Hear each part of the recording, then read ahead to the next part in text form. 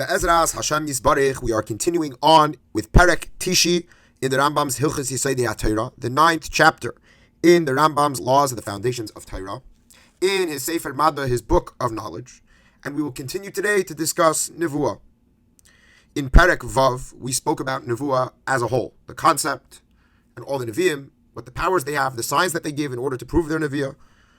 In the 8th chapter, Perek Ches, we spoke about Moshe Rabbeinu as the Navi of all the Navis, that his Nevuah had a special level that was higher than all the Nevi'im, so much so that if one of the Nevi'im would come and try and add or subtract from that which Moshe Rabbeinu said, they would be considered a false prophet. And today, in the 9th Perek, Perek Tes, we're going to continue to discuss how the Nevuah of Moshe Rabbeinu and the Torah that he taught is everlasting, and therefore its principles and statutes stay forever. Halacha Aleph, Davar, Barur, Umefurash, B'Torah Shehi Mitzvah, Oimedes, La'olam, Ula'olmei Olamim.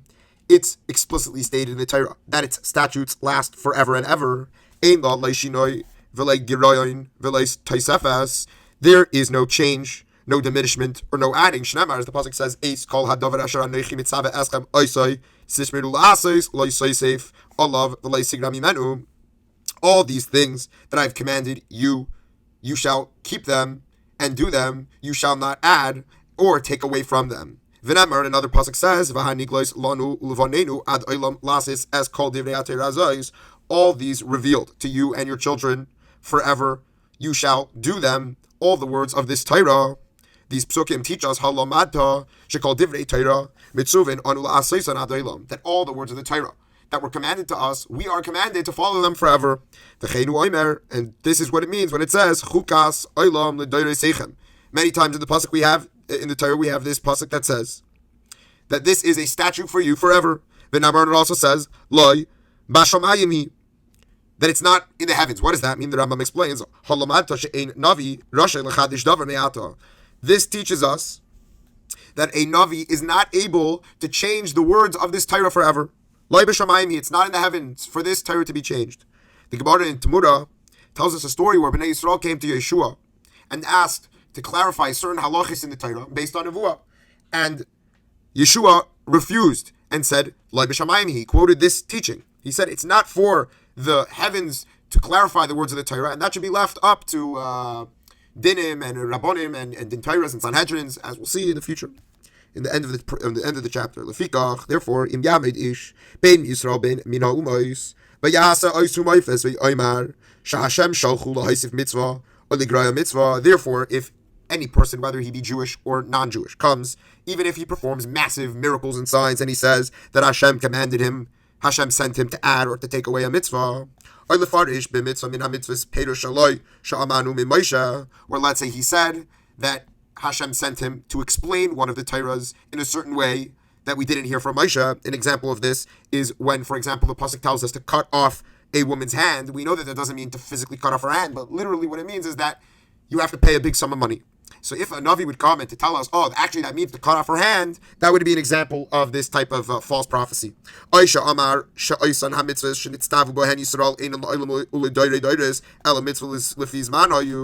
Let's say one of the prophets came and they said that the mitzvahs, they aren't forever, but they're rather temporary. The Rambam is making a clear pointing to certain Goyish religions at the time that were having the same argument. This is a false prophet, because he's coming to undermine the prophecy of our teacher Moshe, and he should be killed with strangulation. Because he's speaking in the name of God in a way that he wasn't commanded by Hashem. Because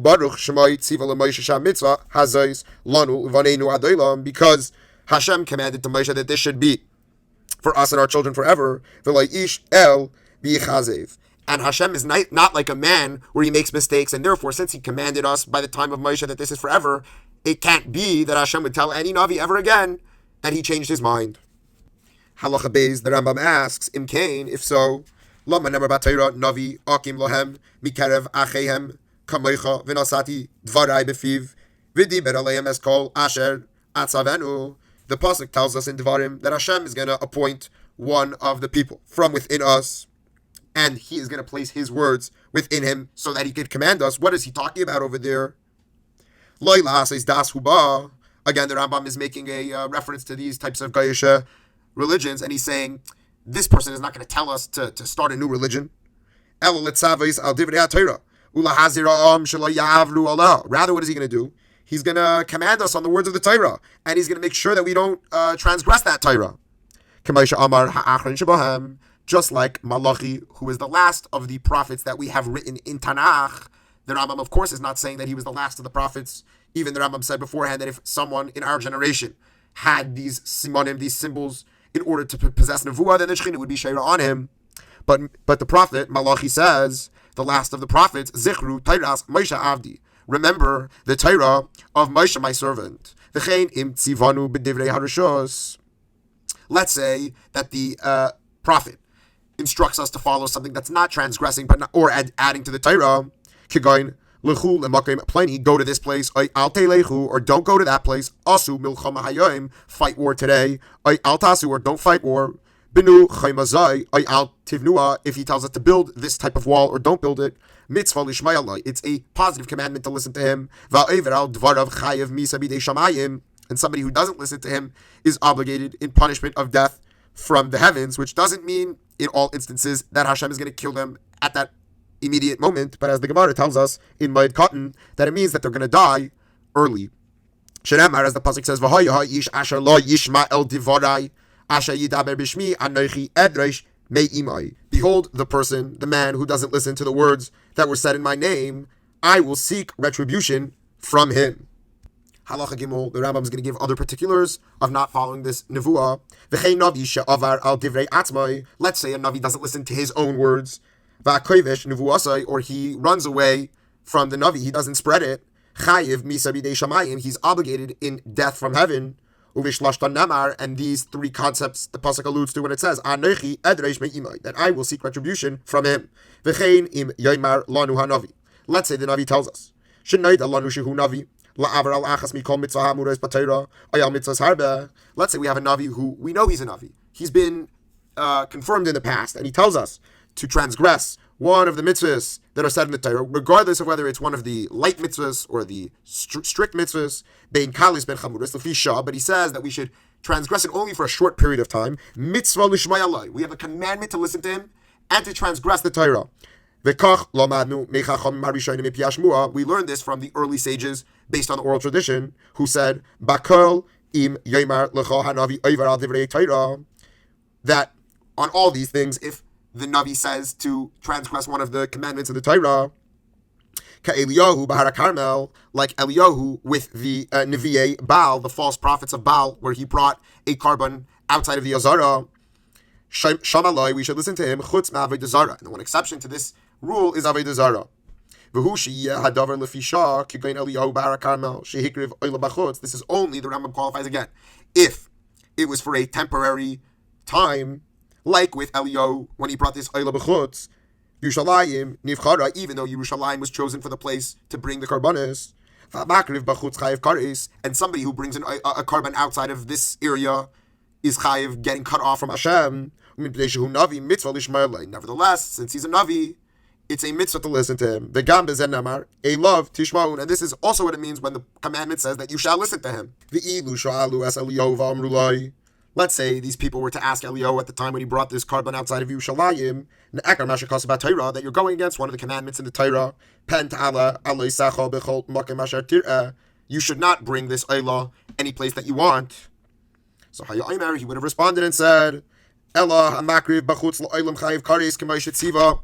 Moshe, in general, anybody who brings a carbon outside of the Azara is chayiv kares, like Moshe commanded. Avalani hayoim akriv b'chutz b'dvar Hashem. But today I'm bringing this carbon outside. Why? Because Hashem told me kidei lahachish nevi'ei Baal, in order to undermine these false prophets of Baal.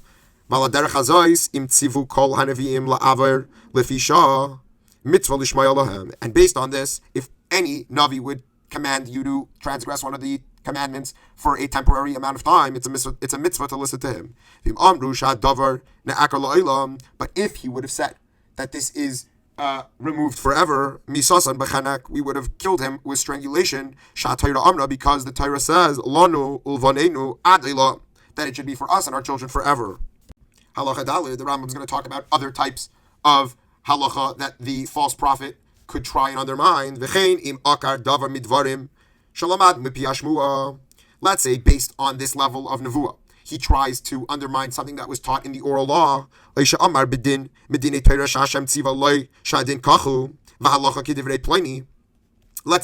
at the time when the Navi was serving on a rabbinical court, he said, actually, I just got a nevuah that the psak din is like this, and like this member of the defendant. Then he's a false prophet, and he should be strangled. Even if he does these signs. Because he's going against a direct pasuk in the Torah which says, it's not in the heavens. But if it was of temporary nature, then we would listen to him. Bain, if it was a mitzvah from the Torah, which we said, chamurais or kalis, or if it's undermining something like the oral law, etc., all of it, only if it's temporary. Halacha hey, we're going to reference that which we mentioned before about Avodah Zarah, b'medvarim amurim. What are we talking about in all the above laws? Bishar mitzvahs, all other mitzvahs. Aval ba'avodah zarah ein shemim loy va'afilu lefi shah. But if he tells us to serve idols, we don't listen to him, even if it's of temporary nature. Va'afilu asa oiseis u'mayvsim g'daylim va'amash Hashem tzivo shetei avodah zarah hayoyim bilvad oy b'shazay bilvad. Even if he does massive signs and wonderments, and even if he says that Hashem told me that we should serve Avodah Zarah for only this day, or even only this moment. Harizad diber sara al Hashem. He's speaking perversely on God. This is what the pasuk meant when it said, if he comes with signs and wonderments, don't listen to this prophet, quote unquote, or these dreams that he had, because he is speaking perversely on the name of Hashem your God. Because this is coming to undermine the prophecy of Moshe, and therefore we know for sure that he's a false prophet. And anyone who does these types of symbols and signs and says these things, he must be serving black magic and sorcery, and therefore he's obligated to be strangled. We will finish talking about Nevuah and all 10 prakim of Yesodei Torah tomorrow.